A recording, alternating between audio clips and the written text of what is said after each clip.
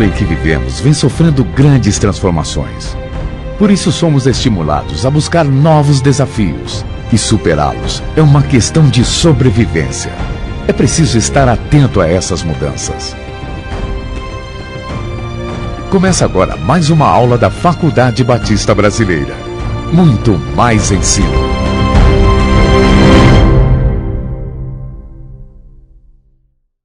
Olá, pessoal! Sejam todos muito bem-vindos à quarta e última aula da disciplina Metodologia Científica. Essa aula, que será fechada com chave de ouro, tem como tema Normas e apresentação da ABNT, Associação Brasileira de Normas Técnicas, que é o órgão responsável pela normalização de trabalhos acadêmicos. A primeira norma que nós vamos abordar é a 10.520 de 2002, que é a norma que orienta como inserir citações em trabalhos acadêmicos. Quando o aluno ingressa no ensino superior, ele recebe logo duas orientações básicas, duas regras que precisam ser seguidas. A primeira regra é a seguinte: não se pode copiar trabalhos de outros autores. Essa prática, além de antiética, é ilegal. E a segunda regra é que não se pode afirmar algo que não se tem como provar. No meio acadêmico, em trabalhos científicos, não cabe o eu acho, o eu penso ser assim. O aluno então me pergunta: professora Luciana, como é que eu vou desenvolver uma pesquisa? Uma vez que eu ainda não tenho experiência para desenvolvê-la de forma autônoma. É muito simples, caro aluno. Existe uma forma lícita, permitida, de inserir trechos de outras obras ou ideias de outros pesquisadores em trabalhos próprios. É através das citações. Mas o que é uma citação? Segundo a ABNT, a citação é a menção no texto de informações colhidas em outras fontes. A citação, ela serve para respaldar o trabalho, para dar o embasamento científico necessário em trabalhos acadêmicos. Existem duas modalidades de citação: a citação direta e a citação indireta. A citação direta reproduz fielmente o texto original. Caso ela seja até 3 linhas, ela deve vir inserida no próprio parágrafo, apresentada entre aspas. Vamos ver um exemplo. Segundo Freire, 1981, página 29. Quem não é capaz de amar os seres inacabados não pode educar. Não há educação imposta, como não há amor imposto. Quem não ama, não compreende o próximo, não o respeita. Quando a citação direta é mais longa, possui mais de 3 linhas, a regra a ser seguida é outra. Vamos conferir agora a regra e um exemplo muito interessante. Citação direta com mais de 3 linhas. Compõe um parágrafo à parte, sem aspas e sem o uso de itálico. Fonte com tamanho menor. Sugere-se fonte 10. Espaço simples entre linhas. Recuo de 4 centímetros da margem esquerda do texto, mantendo-se o alinhamento à direita. Veja o exemplo. Desta forma, Freire, 1996, página 165, acredita que a rigorosidade, a séria disciplina intelectual, o exercício da curiosidade epistemológica não me fazem necessariamente um ser mal amado, arrogante, cheio de mim mesmo. Ou, em outras palavras, não é a minha arrogância intelectual a que fala de minha rigorosidade científica. Nem a arrogância é sinal de competência, nem a competência é a causa da arrogância. Não nego a competência, por outro lado, de certos arrogantes, mas lamento neles a ausência de simplicidade que, diminuindo em nada o seu saber, os fariam gente melhor, gente mais gente. Agora que vocês já sabem fazer uma citação direta, precisam também aprender a elaborar uma citação indireta. A citação indireta não é cópia de um texto, é a cópia de uma ideia. Você lê o texto, entende, interpreta, o reescreve com palavras próprias. A partir de então, a produção passa a ser sua. a ideia original que não é sua. Daí a necessidade de fazer a devida referência ao autor da ideia inicial.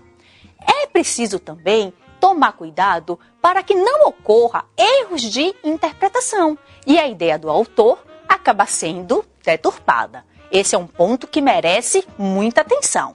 Vejamos agora um exemplo de uma citação indireta.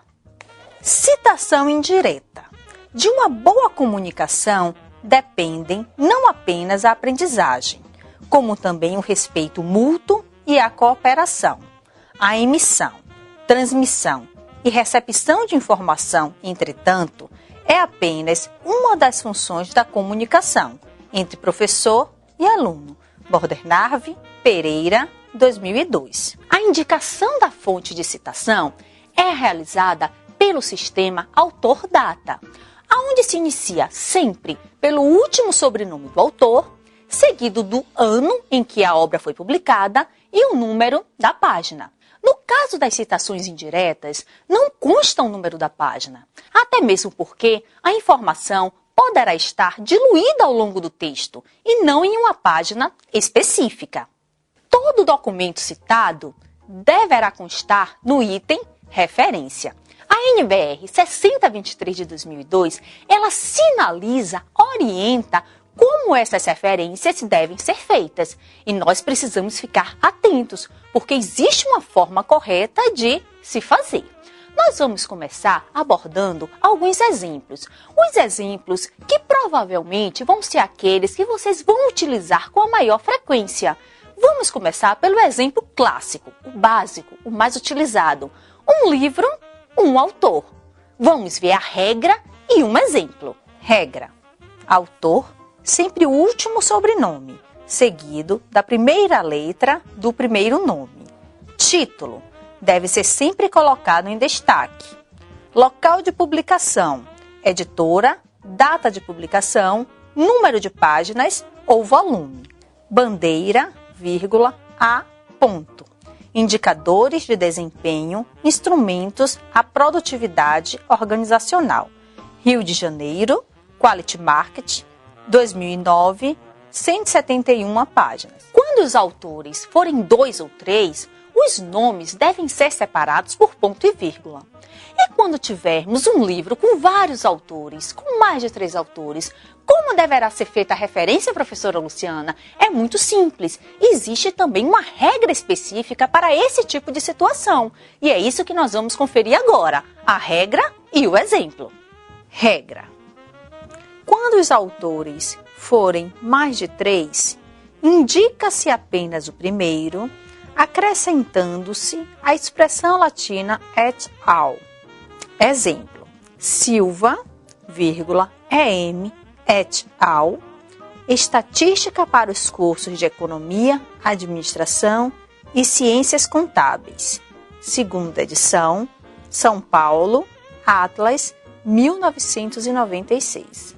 Passaremos agora a abordar outro assunto muito importante, que são os elementos que compõem um trabalho acadêmico. Na parte interna, nós temos os elementos pré-textuais, que, como o próprio nome já sugere, são aqueles que antecedem o texto. Temos ainda os elementos textuais, que é o texto propriamente dito, e os elementos pós-textuais, que são os elementos que vêm após o texto. Vejamos agora a estrutura de um trabalho acadêmico de acordo com a NBR 14724 de 2011. Vamos conferir. Elementos pré-textuais. Folha de rosto, elemento obrigatório. Errata, opcional. Folha de aprovação, obrigatório. Dedicatória, agradecimento e epígrafe são elementos opcionais. Resumo na língua vernácula, obrigatório. Resumo em língua estrangeira, obrigatório. Lista de ilustrações, lista de tabelas, lista de abreviaturas e siglas, listas de símbolos, opcionais. Sumário, obrigatório. Elementos textuais, introdução, desenvolvimento e conclusão. Elementos pós-textuais, referência é um elemento obrigatório. Glossário, opcional.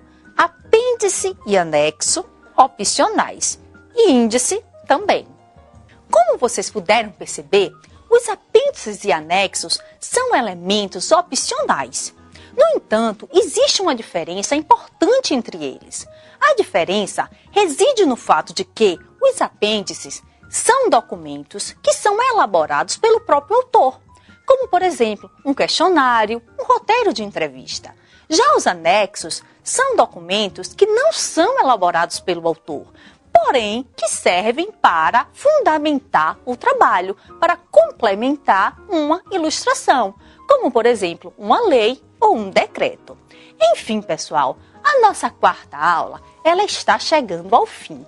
Eu gostaria aqui de fazer um lembrete para vocês. Para que a aprendizagem aconteça de uma forma plena, é essencial que vocês participem de forma efetiva nos nossos fóruns de discussão, que participem de todos os encontros presenciais, que leiam, que estudem o nosso módulo, o nosso material didático e que aproveitem todos os recursos existentes no nosso ambiente virtual, que são muitos. Fazendo tudo isso, vocês vão aprofundar o conhecimento sobre a disciplina, que eu espero que vocês tenham gostado.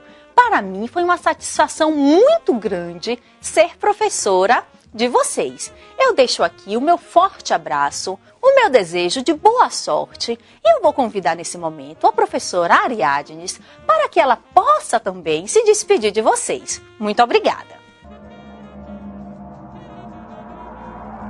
Olá, professora Luciana Bandeira. Olá, professora Ariadnes. Se despeça de seus alunos. Olá, queridos alunos. Que Deus abençoe a vocês ricamente. E como sugestão, nós vamos trazer a questão da leitura.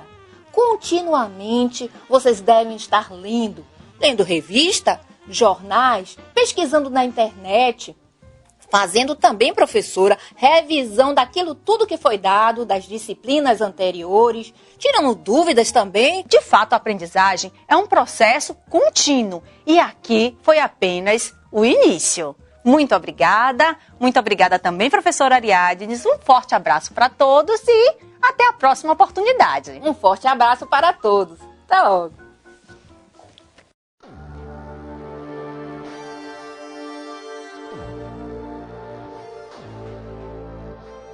Faculdade Batista Brasileira. Muito mais ensino.